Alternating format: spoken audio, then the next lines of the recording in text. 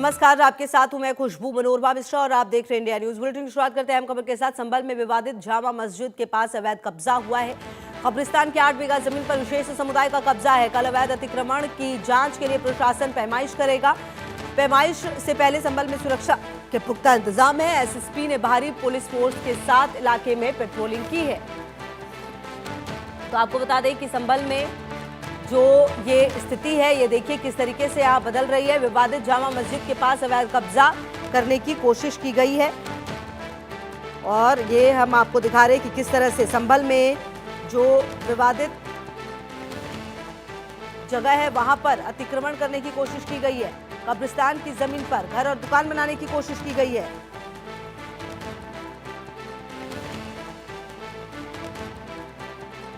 तो देखिए हम आपको बता रहे हैं कि किस तरह से कब्जा करने की जो कोशिश है वो की गई है और कहीं ना कहीं जो अब ये स्थिति है, कहा यह जा रहा है कि डीएम से जो श्री कल्की सेना है उसने शिकायत भी की थी, जांच की मांग भी की गई थी, आपको याद होगा 3 दिन पहले।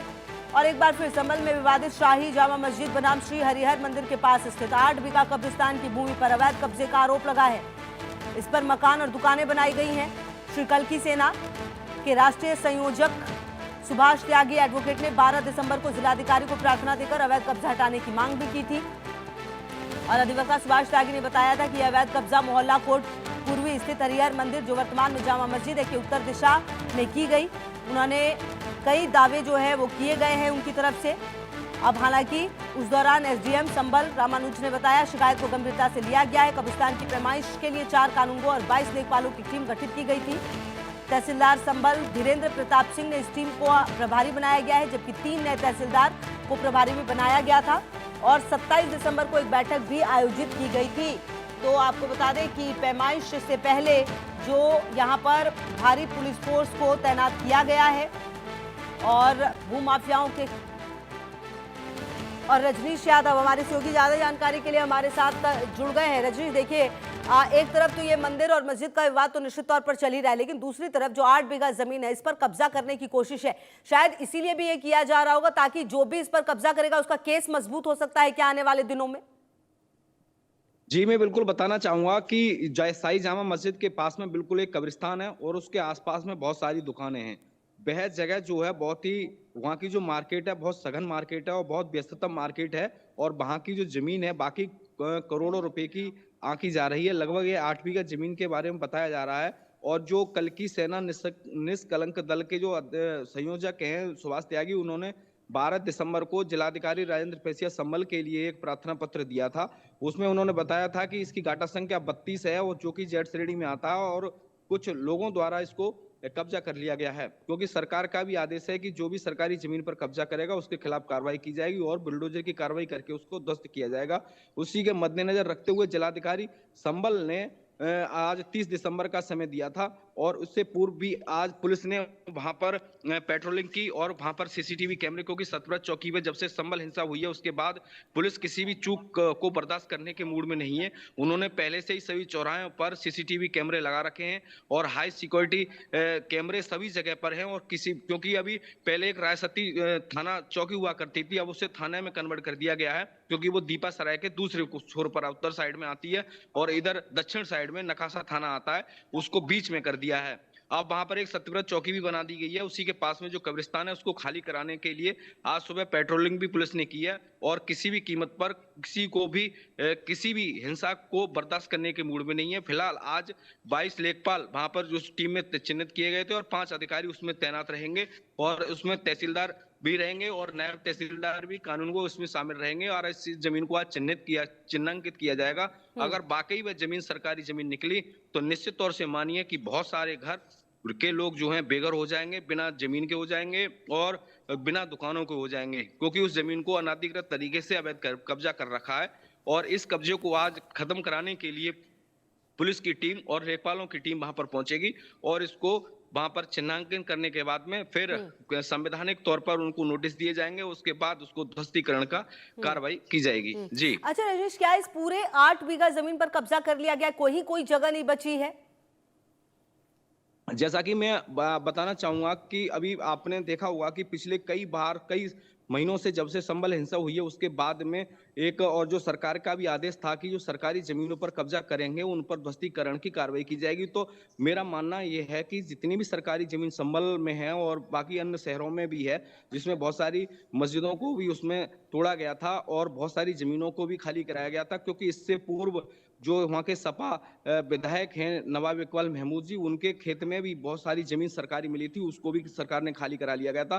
तो यह जमीन जो है काफी खाली पड़ी थी, लेकिन धीरे धीरे लोगों ने समय के अनुसार उन जमीनों पर कब्जा कर रखे, अतिक्रमण कर करके दुकानें और मकान उस पर बना लिए हैं। फिलहाल इन जमीनों को अब खाली करा लिया जाएगा और खाली केवल एक ही नहीं, बहुत सारी जमीनें संभल में हैं जो कि लोगों द्वारा कब्जा कर ली गई हैं और कब्जा करने के बाद उन पर मकान बना लिए गए हैं। धीरे धीरे सबका नंबर आएगा और सब जमीनों का चिन्हिंग धीरे धीरे चल रहा है, कार्रवाई चल रही है और धीरे धीरे सब जमीनों को खाली करा लिया जाएगा। जी। बिल्कुल। और रजनीश, देखिए जिस तरह से संभल को अगर हम देखें, पिछले 1 साल से ज्यादा का वक्त गुजर चुका है, जितना सेंसिटिव ये इलाका हो चुका है, ऐसे में अब अगर आज का दिन भी देखा जाए तो ये बहुत सेंसिटिव है। क्या अतिरिक्त पुलिस बल को बुलाया जा रहा है रजनीश, ताकि किसी भी कियोस में किसी भी तरीके की जो स्थिति हो उससे निपटा जा सके? क्योंकि हमें याद है कि किस तरह से बहुत छोटा सा मामला था, जब कोर्ट का एक आदेश आया था, वहां पर तमाम लोग पहुंचे थे और उन पर जिस तरह से हमला किया गया था। और संभल हिंसा अब वो जो तारीख है वो इतिहास में दर्ज हो चुकी है 24 नवंबर की।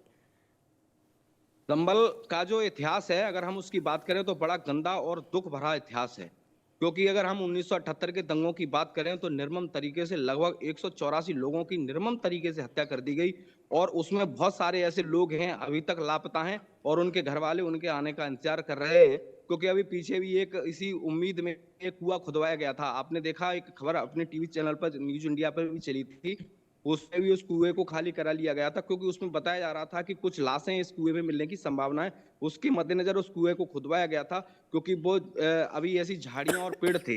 लेकिन अगर संभल के इतिहास की बात करें तो संभल का इतिहास बहुत ही गंदा है और है। लेकिन संभल का जो अभी 2024 में जो दंगा हुआ उसके बाद जब पुलिस प्रशासन अलर्ट रहा, क्योंकि अभी पिछली सरकारों में इस तरह की कोई भी कार्रवाई यहाँ पर नहीं हुई, मनमानी तरीके के लोग एक समुदाय के लोग करते रहे और क्योंकि संभल एक ऐसा थे जिसमें लगभग 45 से 50% हिंदू रहा करते थे, लेकिन अब वो धीरे धीरे घट करके अब लगभग 15% रह गए हैं, जैसा कि अभी रिपोर्ट सौंपी गई थी। अब बात हम करें, क्योंकि संभल के आसपास के इलाके में भी अगर बात करें तो हिंदू समुदाय के बहुत सारे लोग रहते हैं, लेकिन फिर भी संभल में आने से वो डरते थे। लेकिन अब सरकार ने जब इस पर कड़ा एक्शन लिया है, पुलिस ने इस पर कड़ा एक्शन लिया है, उसको देखते हुए अब वहां पर कोई भी समय किसी भी समय आ जा सकता है। पुलिस ने सब तरफ शिकंजा कस रखा है, चाहे वो चंदोसी चौराया हो, चाहे दिल्ली चौराया हो, सब जगह पर। और चौधरी सराय, बहुत सारी ऐसी सराय हैं जहां पर रात बिरात लोगों को आने जाने में डर लगता था, लेकिन अब ऐसी कोई भी बात नहीं है। सब लोग पुलिस प्रशासन की व्यवस्था को देख करके वहां किसी भी समय आ जा सकते हैं। लेकिन संभल का जो इतिहास है बाकी बहुत दुख भरा है और यहाँ की अगर गाथा सुने, अगर इतिहास करें तो उसको गूगल पर सर्च कर सकते हैं, बहुत सारी दुख भरी कहानी आपको गूगल पर मिल सकती है। बहुत जी। शुक्रिया रजनीश आपका इन तमाम जानकारियों के लिए।